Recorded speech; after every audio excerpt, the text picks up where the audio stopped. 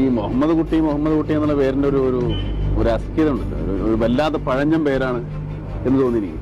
അപ്പൊ കോളേജ് കയറി മാരേജ് കോളേജിൽ ഫസ്റ്റ് ഇയർ ഒക്കെ ചെന്നപ്പോൾ ഈ മുഹമ്മദ് കുട്ടി എന്നുള്ള തരത്തിൽ അത് ഞാൻ അങ്ങോട്ട് ഒളിപ്പിച്ചു.